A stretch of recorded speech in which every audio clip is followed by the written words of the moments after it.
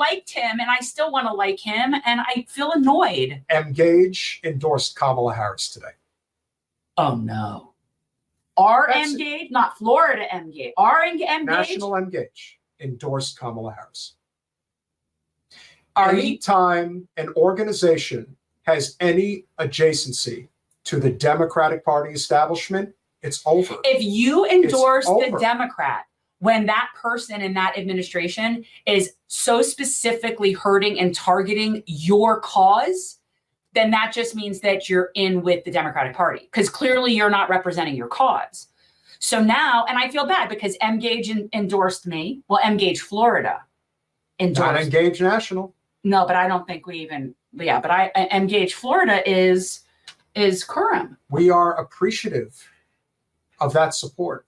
And we understand that you're trying to do, they see it as softening the blow. It's not. No. You're prolonging it. You're making it even worse. It's bad. And then also simultaneously, you're hurting your credibility. 100%. Because it makes me sad. This is the difference between an organization like CARE and an organization like Emgage. See, CARE is constantly called an anti-Semitic organization. Why? Because they don't play ball with the Democratic Party establishment. Oh, we have the gala Saturday. Yeah. We have the CARE gala. I don't think he was at the Orlando one.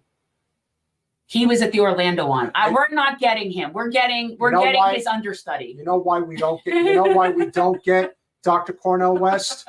You know why we don't get Mark Lamont Hill? Because there's no progressive push here in South Florida. It's sad. So we have a CARE gala coming up, and they had one in, I want to say there was Tampa, Orlando, like they've had a few different ones, and the one that we're going to, the one down here.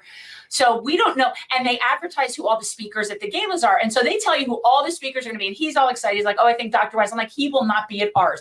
And he was at the Orlando one. And so I'm telling you, we're going to get Dr. West understudy. It'll be some guy that it's not going to be. But it will be nice to see a lot of people yes. in the campaign. Yes. And it will also be nice to to be amongst people, to have an honest conversation. And I like CARE. Yeah. To have an honest conversation about the future of the Democratic Party and where the Muslim community stands, because there are going to be people at that gala who are going to be speaking very loudly about their disappointment in Emgage and what they just did.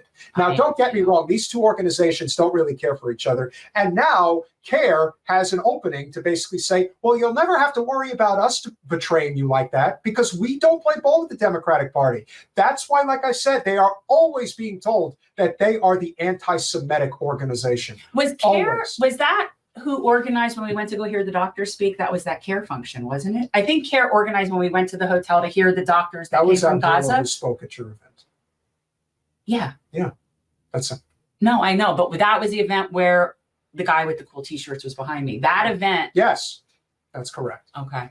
Those are the real. CARE people. Those are the real fighters in the Muslim community. It is. Emgage. I'm so sad about that. I cannot believe they endorsed her. She just stood up and said she's going to have the most lethal military. Like, the Muslim.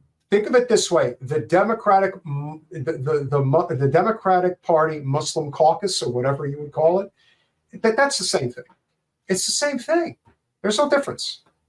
It sounds like about as effective and real as the Progressive Caucus. And as a good friend of ours has pointed out about other nonprofit organizations, they're just adjacent to the Democratic establishment. That's it. Once that happens, and by the way, it's very sad because a lot of these organizations, a lot of these NGOs start out with very good intentions and good missions. And what happens is, as soon as they start needing to raise money and they start living just to exist to pay their payroll, they just function as a business like any other business. There's no more mission and no more service once it hits that level. And for some reason, that level always coincides with their entrenchment with the Democratic Party. Well, as I've always said, the money comes off the account feels. It's not. I don't see what that has to do with what we're talking about. Because once you take the money, it's never the same. They take the money, and they need to take the money in order to keep the payroll going. So it becomes an untenable situation. And then the people that really were with the organization with their primary missions, those people get long gone. What you also have to remember is that the people who fund the organization will tell you point blank, endorse Kamala or the money's gone. That's it. It's that simple.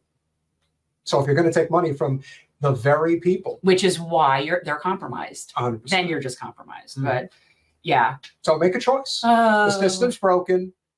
It will not be fixed. Kamala should fix it. You have to figure out how to. I mean, listen, I think no matter who wins, it's going to be a referendum on the system. But I also believe that there is just a certain element of Trump getting in again that will just keep all eyes on him 24/7. I just can't believe the Democrats are so fucking stupid that they literally are doing the same thing that they did in 2016. And I cannot believe the amount of stupid tools that are following them into that hole. Like they're just marching right along as if the whole Hillary thing didn't happen. Really, it's not even 10 years. And they're doing the exact same thing. And they're going to get the same result. And I remember last time I actually kind of felt bad for some of those people. I had friends that were all with Hillary. I'm with her, they're with her. And I actually did kind of feel bad for them because they really were like thinking this is better than him and we got to do this or whatever. And I have no grace for people with it anymore. I just don't. I do not care. I don't care if you like it. I don't care if I hurt your feelings. I just don't care.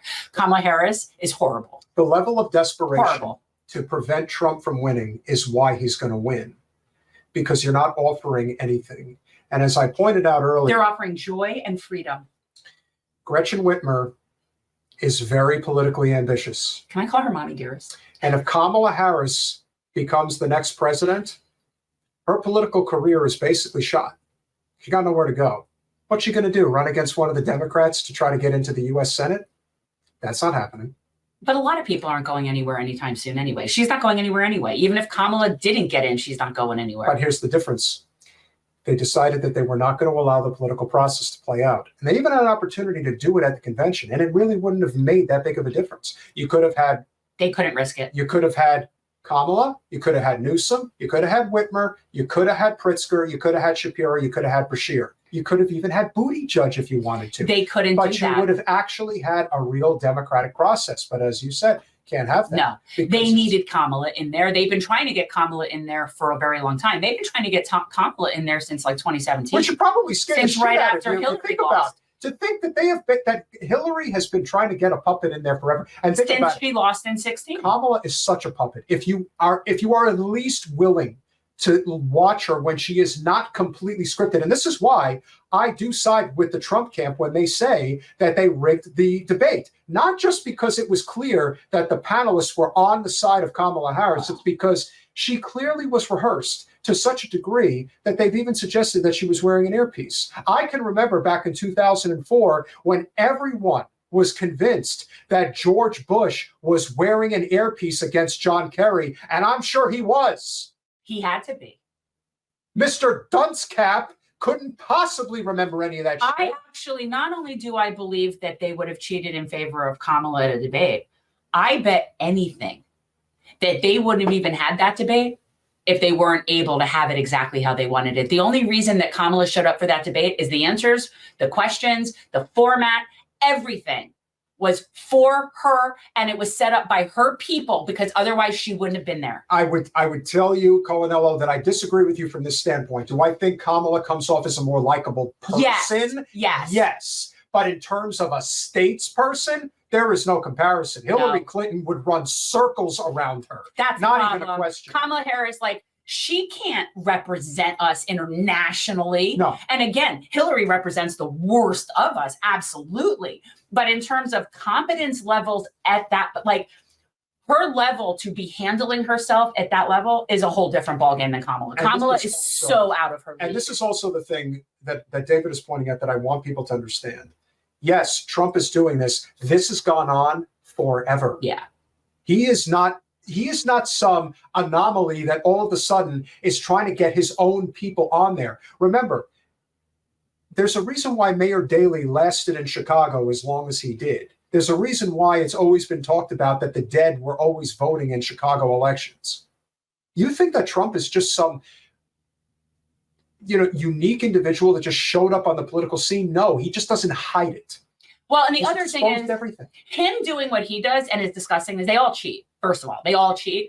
But if you're not cheating, you're not trying. Right. But I don't see the Republicans running around the country filing lawsuits to keep the libertarians off the ballot. I don't see the Republicans challenging third parties all over the place because they're so fearful. Only the Democrats are running around and challenging. You know people what they on the do? ballot. They break. Trump goes to the Libertarian Convention, breaks bread with Angela McArdle, who will also be coming back on our podcast, and say, "I'm totally going to put a libertarian in my cabinet." And you know what? He will. He probably will.